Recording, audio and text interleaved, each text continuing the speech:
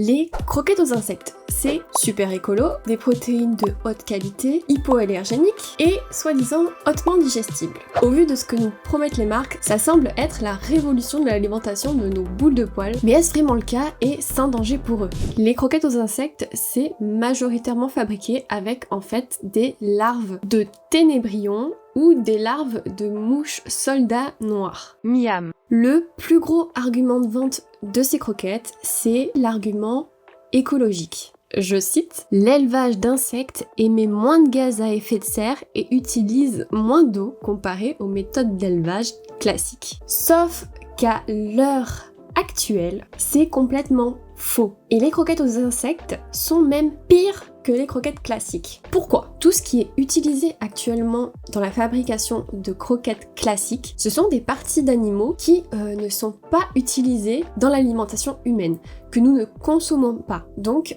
qui seraient tout simplement jetées si elles ne pouvaient pas être valorisées dans l'alimentation de nos chats et de nos chiens. Attention, c'est pas parce que le pet food utilise des parties d'animaux que nous ne consommons pas que c'est forcément des parties de mauvaise qualité, des déchets. Ce sont des parties que nous ne consommons pas tout simplement pour des raisons culturelles, on est de moins en moins à manger des abats ou tout simplement des morceaux qui ne sont pas assez présentables pour la consommation humaine pour vous les mettre en barquette. En gros, il n'y a pas d'animal qui est spécifiquement tué pour le pet food. Donc le bilan carbone de la partie viande de la fabrication des croquettes classiques, il est quasi nul au final. Et c'est d'autant plus de mauvaise foi de la part de certaines marques de croquettes aux insectes que pour eux, ils précisent bien que la production d'insectes ne nécessite pas qu'on produise une alimentation spécifique dédiée à leur élevage, puisqu'elle utilise des déchets de type champignons, son de blé ou encore drèche de brasserie. Or, ces deux derniers déchets par exemple, ils sont déjà utilisés dans l'élevage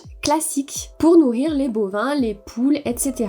Pour eux, ils prennent ça en compte, mais par contre pour l'élevage classique, ils ne prennent pas ça en compte. Selon l'étude de Bosch et Swanson de 2020, 1 kg de protéines animales utilisées dans le pet food, ça représente 1 à 2 kg d'équivalent CO2. Alors que 1 kg de protéines d'insectes génère de 3 à 19 kg d'équivalent CO2, selon l'espèce utilisée et selon son type d'alimentation. Autre point, l'élevage d'insectes, c'est un élevage intensif. Sur une petite surface et ça nécessite d'être chauffé en hiver. Il faut que l'environnement des insectes reste à une température comprise entre 24 et 28 degrés. Et donc ça nécessite d'être ventilé et réfrigéré l'été et aussi ventilé pour assurer le renouvellement de l'oxygène. Donc tout ça, ça demande de l'énergie. En Europe, il est interdit de produire des insectes destinés à l'alimentation, élevés sur du fumier, du lisier, des restes de table ou des restes de cuisine. Ce qui veut dire que potentiellement ces insectes, ils doivent être nourris avec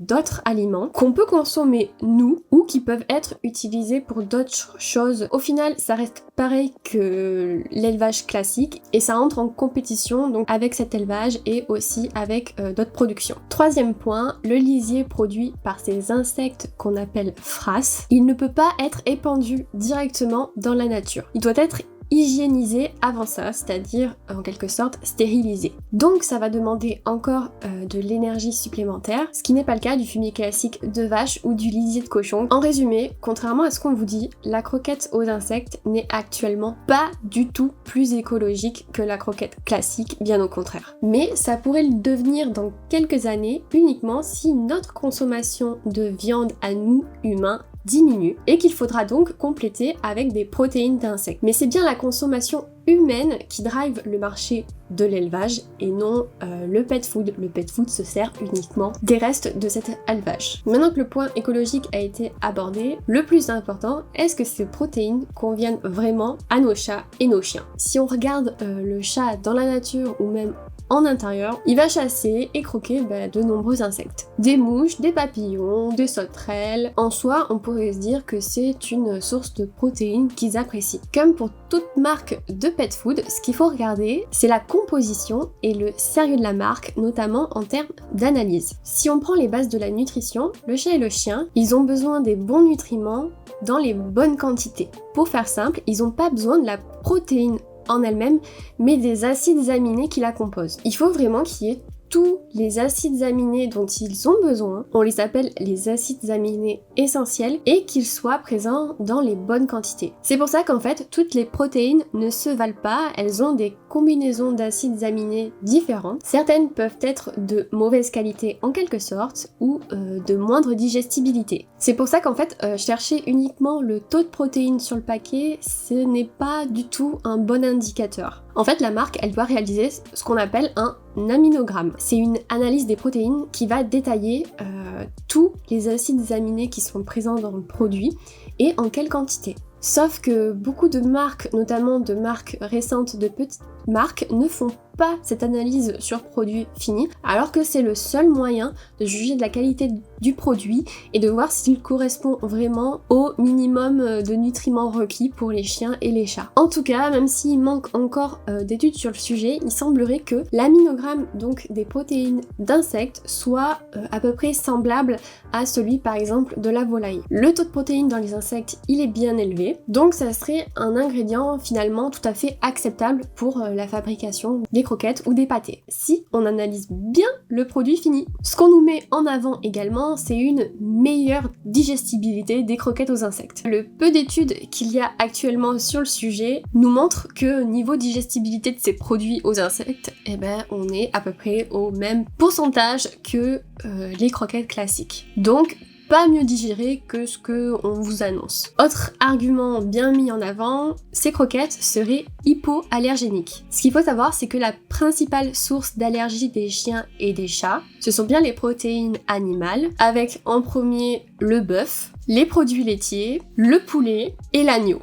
Après, ça arrive le blé. Alors, ce sont en fait des protéines avec lesquelles ils sont régulièrement en contact et c'est ça qui déclenche les allergies. Là, on se retrouve avec une protéine d'insecte avec laquelle ils ont été rarement mis en contact. Aujourd'hui, ça reste rare dans l'alimentation des chats et des chiens. Donc, c'est bien confirmé que les protéines d'insectes peuvent être une alternative en cas d'allergie alimentaire. En résumé, les croquettes aux insectes, elles pourraient être tout à fait adaptées au régime alimentaire de nos chats et de nos chiens, si les formules sont véritablement analysées et correspondent bien aux besoins requis pour ces animaux et qui sont détaillés dans le guide de la FEDIAF. Le problème, c'est qu'on manque véritablement d'études sur le long terme pour s'assurer que ces protéines d'insectes sont véritablement sans danger. Seulement 2 études très limitées ont été réalisées sur les chiens et aucune n'a été réalisée sur les chats. Les risques et problèmes qu'on peut rencontrer avec ces croquettes aux insectes. J'ai fait la comparaison et elles sont malheureusement extrêmement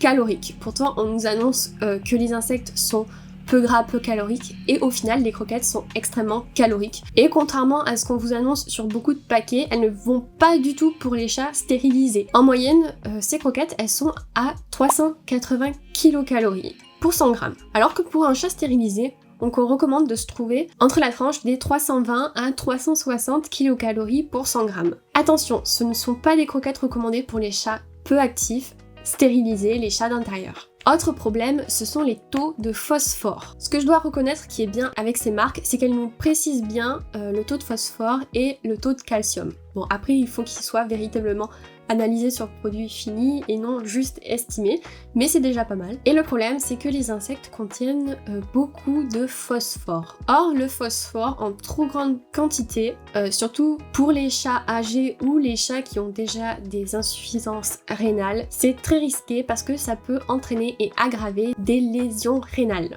Et le problème, c'est que la marque Reglo, par exemple, quand on regarde leur taux de phosphore, il dépasse le taux qui est recommandé pour les chats âgés. Et les autres marques, elles frôlent la limite. Et ça, c'est valable pour toutes les marques, que ce soit aux insectes ou pas. Pour les chats seniors ou pour les chats en insuffisance rénale, il vous faut une alimentation spécifique pour ces cas-là, avec des faibles teneurs en phosphore. Pour les chats adultes, c'est différent parce qu'il faut plutôt regarder le rapport calcium sur phosphore parce que les deux fonctionnent ensemble et s'équilibrent ensemble. Et ce rapport, il doit être compris entre 1 et 2, et au niveau de ces marques, c'est le cas. Autre point, on nous annonce partout des croquettes qui sont très riches en protéines. Ce qu'il faut déjà savoir, c'est que des croquettes trop riches en protéines, ce n'est pas non plus recommandé pour les chats en insuffisance rénale ou les chiens en insuffisance rénale. Il faut qu'une petite quantité de protéines, mais de très bonne qualité, qui couvre juste les besoins de l'animal. Parce que trop de protéines et trop d'acides aminés inutiles, ça va faire travailler excessivement les reins et les détériorer. Pour en revenir aux croquettes aux insectes, on nous promet des taux de protéines très élevés, très digestes. Et est-ce que c'est vraiment le cas? Je vous ai donc déjà parlé de l'aminogramme qui nous permet de vérifier véritablement la qualité des protéines. Il faudrait aussi que ces marques nous fassent des analyses in vivo de la digestibilité de leurs produits pour pouvoir vraiment dire que leurs produits sont plus digestes. Mais là, on va plutôt s'intéresser au RPC, c'est le rapport protido-calorique. En fait, on peut pas juste comparer des pourcentages de protéines entre deux paquets de croquettes. Il faut rapporter ce pourcentage de protéines par rapport aux calories, c'est-à-dire la densité énergétique. Je vous passe les calculs, mais voilà ce qu'on obtient. Au final, les croquettes aux insectes, elles sont pas plus riches en protéines que d'autres marques, par exemple Purina One ou encore Perfect Fit, qui sont pourtant des marques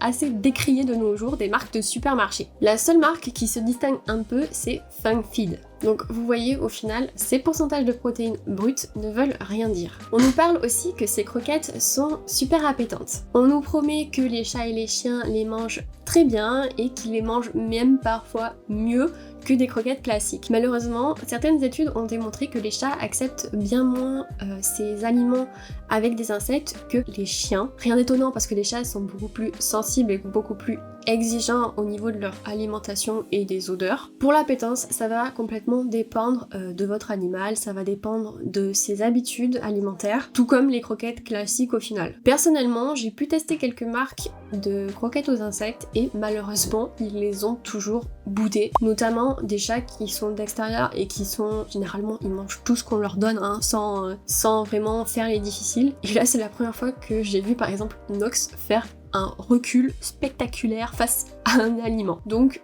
voilà, moi ça n'a pas été concluant. Peut-être que vous, il les adore. Ça dépend vraiment du chat ou du chien. Et enfin, je voulais m'intéresser au prix de ces croquettes. Ça va de 10 à pratiquement 15 € le kilo. Je vous ai fait une petite comparaison par rapport à d'autres marques qu'on peut trouver en supermarché ou en animalerie. Et on est quand même sur des gammes de prix très élevées, qui dépassent même au final celles de grandes marques reconnues pour leur sérieux et leur qualité. Oui, n'en déplaise à certains. Perso, je trouve que ça reste très cher pour des protéines qui demandent moins de ressources au final pour leur élevage et dont la promesse écolo n'est pas vraiment encore là. Mais ça, c'est un peu le souci en fait de toutes les petites marques start-up qui se sont créées ces derniers temps sur internet. Souvent les prix sont pas vraiment en adéquation avec le produit et la qualité du produit, et il y a beaucoup qui part sur le marketing.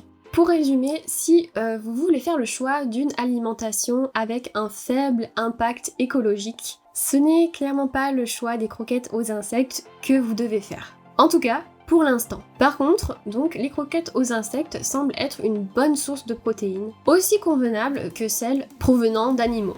Mais il faudrait encore des études complémentaires et que les marques analysent véritablement leurs produits finis. Ça peut être aussi une bonne alternative, par exemple pour les personnes végétariennes, parce que les croquettes végétariennes, c'est absolument non pour les chats et les chiens. C'est à absolument éviter. Donc ça pourrait être une alternative pour ces personnes-là, mais je trouve quand même que ça reste très cher par rapport à leur composition. N'hésitez pas à me dire ce que vous avez pensé de cette vidéo. Dites-moi si vous, les croquettes aux insectes, c'est ce que vous donnez actuellement à votre chat ou votre chien, si vous avez déjà testé. J'espère que la vidéo vous aura plu. Comme d'habitude, n'hésitez pas à la liker et à la partager. Et je vous dis à très bientôt pour une prochaine vidéo.